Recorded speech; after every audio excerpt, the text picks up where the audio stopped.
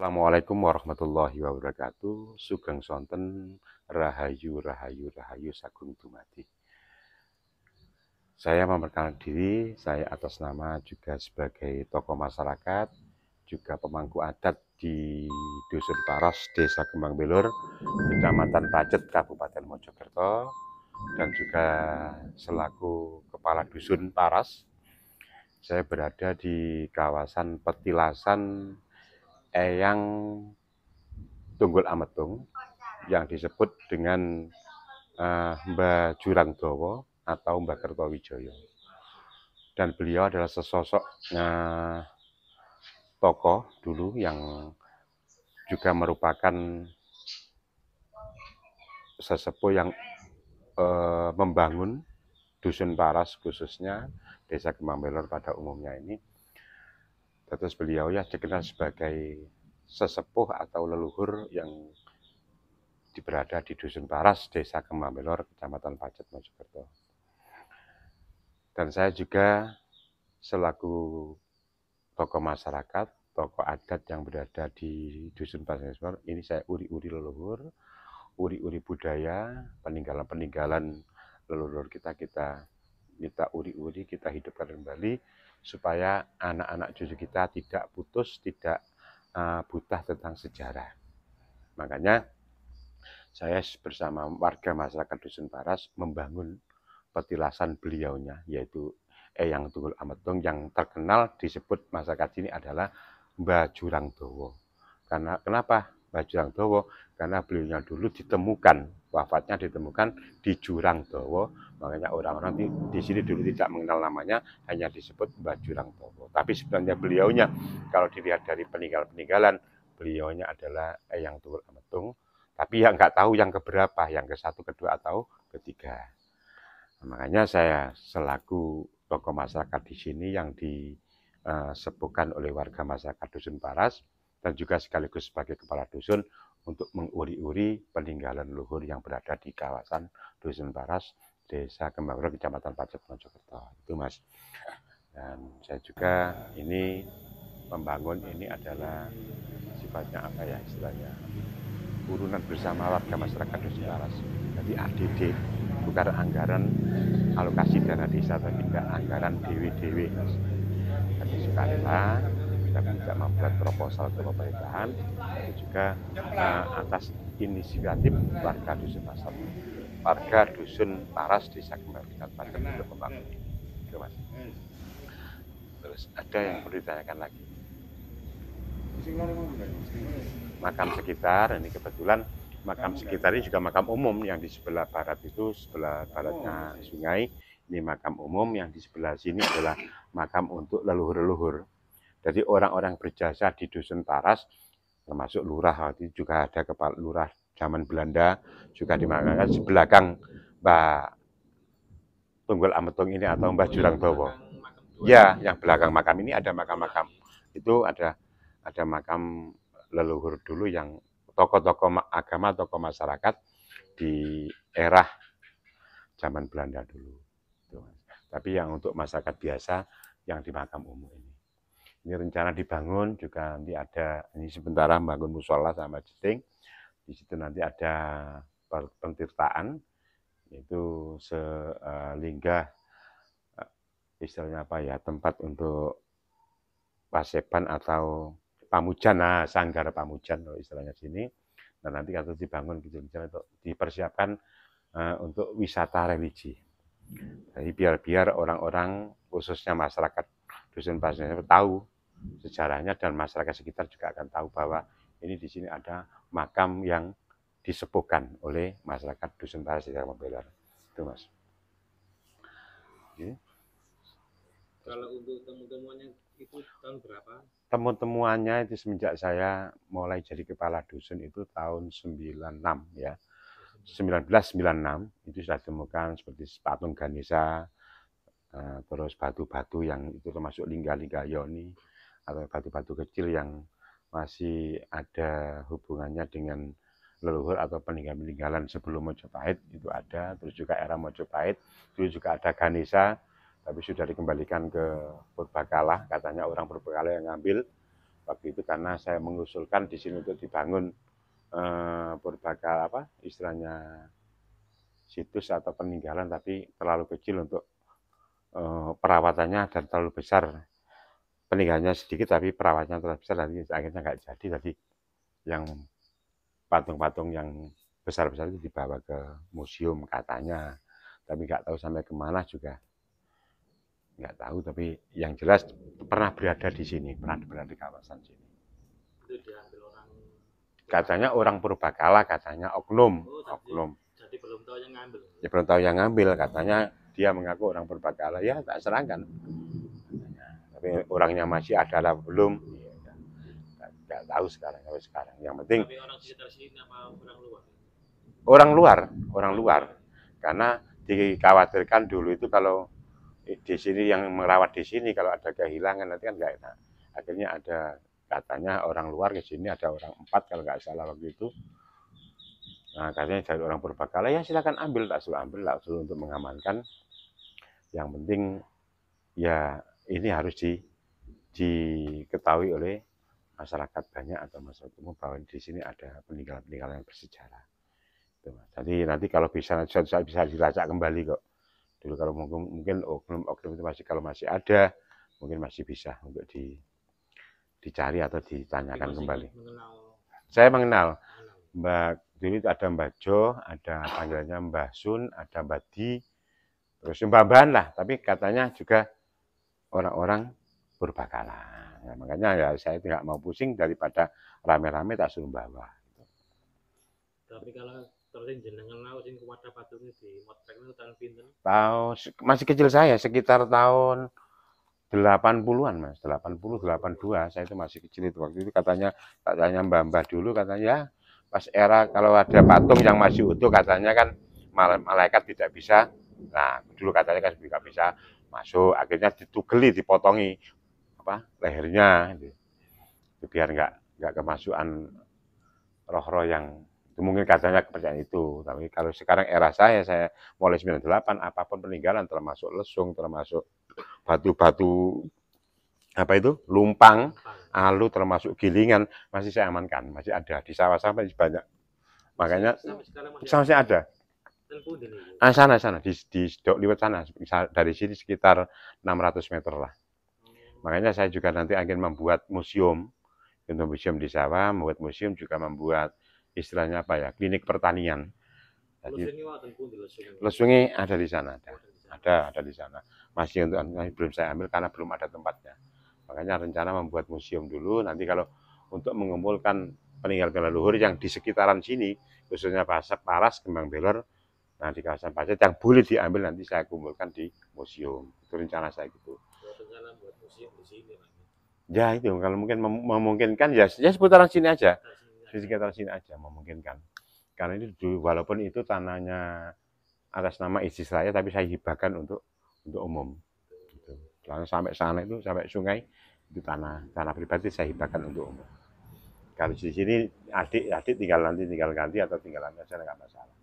Yang penting untuk kemaslahatan umat nantinya. Makanya saya rencana dengan anak-anak muda, pemuda-pemuda di sini, ini saya ajak untuk peduli kepada peninggalan leluhur, istilahnya uri-uri, jangan sampai ure-ure. Di samping untuk mengenang jasa-jasa para beliau-beliaunya, dan nanti kita bisa meniru apa yang kita berikan kepada anak cucu kita. Kita meninggali apa kepada anak cucu kita atau generasi yang akan datang. Nah, kita membuat peradaban baru untuk menyontoh daripada leluhur kita yang dahulu. Itu Mas. Cerita hal-hal mistis dari kejadian aneh Pak di sini. Kalau mistis dulu ya sekarang nggak seberapa. Dulu itu masih kecil saya masih sering melihat dengan mata telanjang itu kuda-kuda yang istilahnya dicancang, bahasa Indonesia dicancang, diikat di pohon-pohon itu di Tembiris masih ada dulu, sering kelihatan.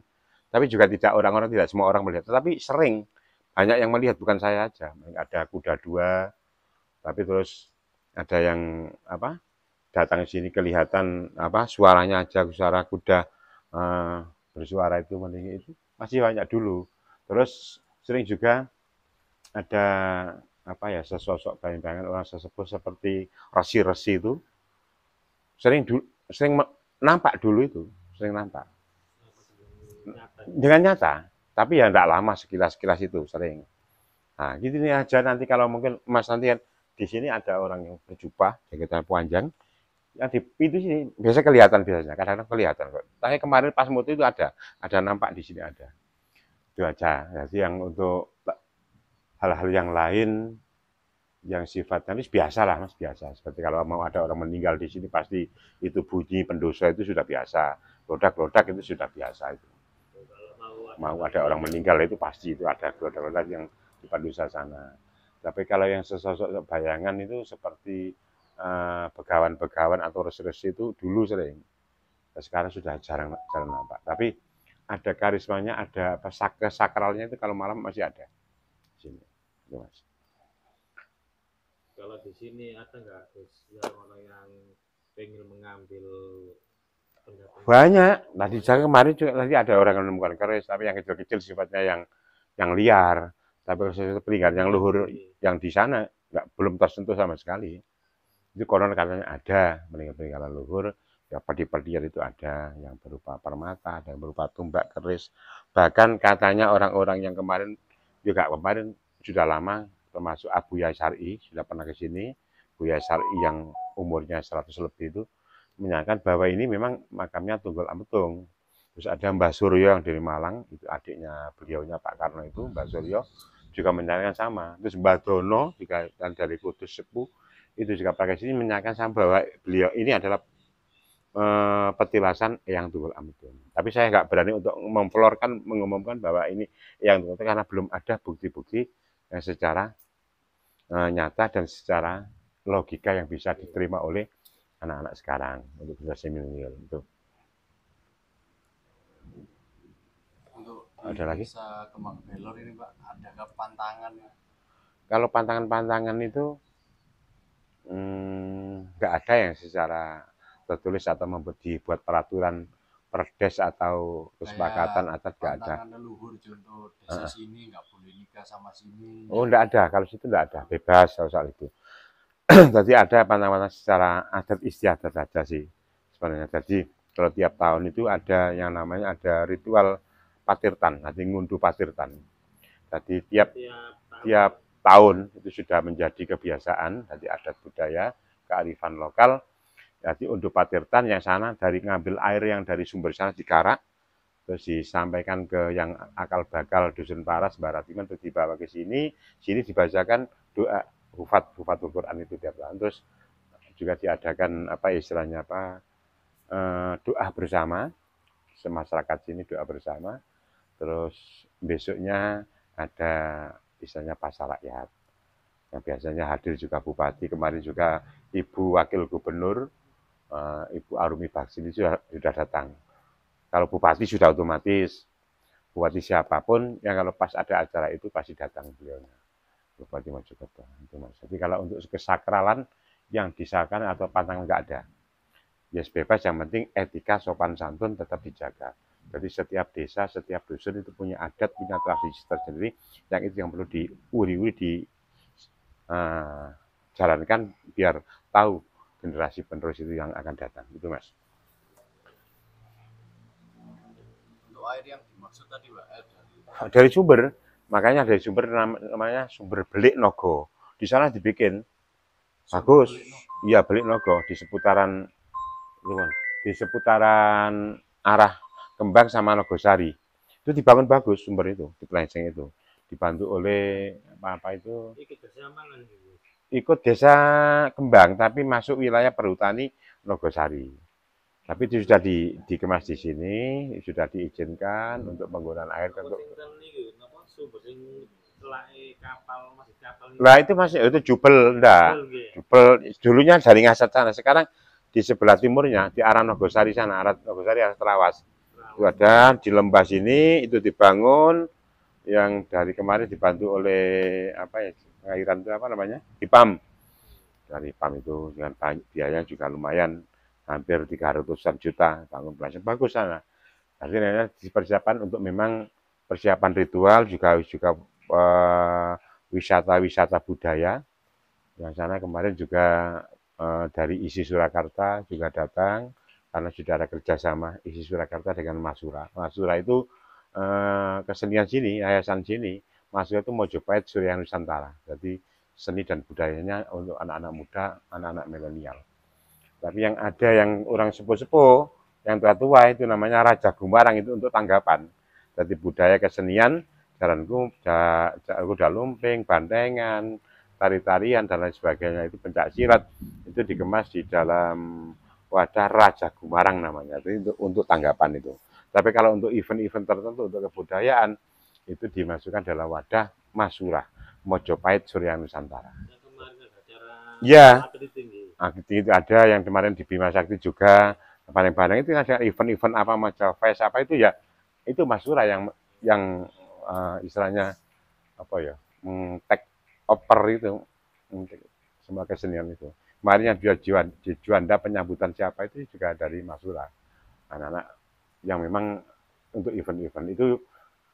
Nah sekarang kerjasama sama ISI dan sekarang juga sama itu Didik Nini Towo itu, nah untuk melatih tari-tariannya kerjasama dengan beliaunya itu.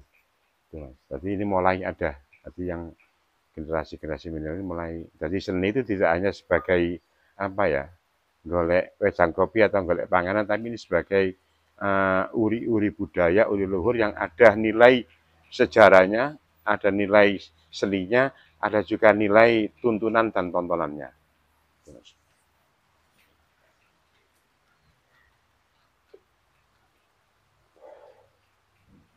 Oke. Anu Pak, sesuguh di mbahnya sini itu biasanya disukai ya Pak? Yang disukai itu Maharaja biasanya. Ada Maharaja, ada Ganesha, sembarang Mas. Tapi kalau tata cara bunga biasanya kembang sekar itu atau kembang kelon.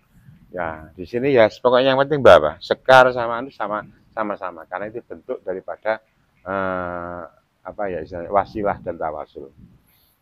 Ya, orang-orang situ pakainya apa yang dihisapkan baunya, dupa yang harum, tapi yang harumnya itu khas, walaupun kadang agak harus mahal, yang penting ada nilai harum yang wewangian.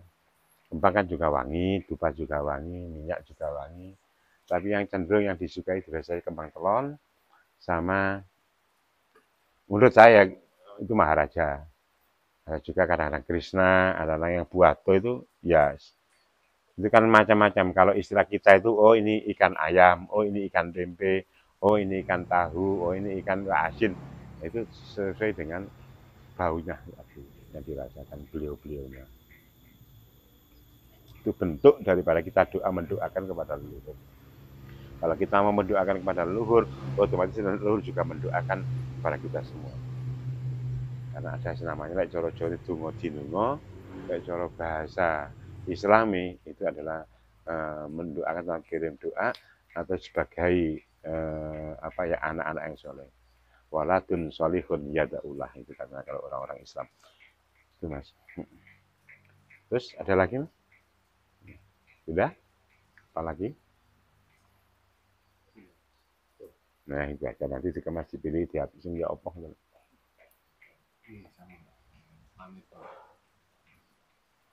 Ya, terima kasih Mas atas kedatangannya. Mudah-mudahan napak tiras jenengan untuk ikut uri-uri budaya lewat media elektronik atau lewat digital ini karena era digital yang mudah-mudahan itu bisa bermanfaat dan bisa berkembang. Saya juga terima kasih atas kunjungannya. Saya juga mohon maaf atas segala kekurangan saya selaku kepala dusun, selaku pemangku budaya, selaku tokoh masyarakat tidak bisa menjuguhi apa yang masih harapkan. Yang mudah-mudahan sedikit keterangan itu bisa membantu untuk bisa sebagai pengetahuan panjenengan sedaya. Saya akhiri. Assalamualaikum warahmatullahi wabarakatuh. Rahayu, rahayu, rahayu, saking dumadi.